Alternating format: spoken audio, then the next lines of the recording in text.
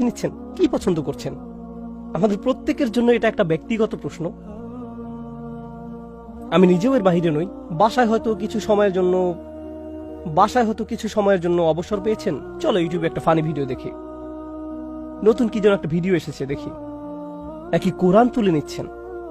আমাদেরকে এমন মানুষে পরিণত হতে হবে যারা প্রতিনিয়ত আল্লাহর কালামের সংস্পর্শে আসে।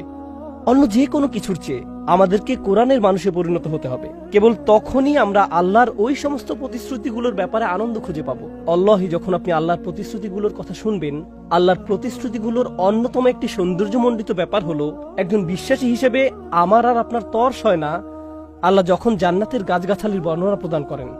আমাদের আর দেরি সহ্য হয় না যখন তিনি পানীয় দ্রব্যের বর্ণনা প্রদান করেন। তারপর জান্নাতে এগুলো স্বচক্ষে অবলোকন করার পর আমরা বলবো, ওই আয়াতে আল্লাহ এটার বর্ণনা দিয়েছিলেন। আমরা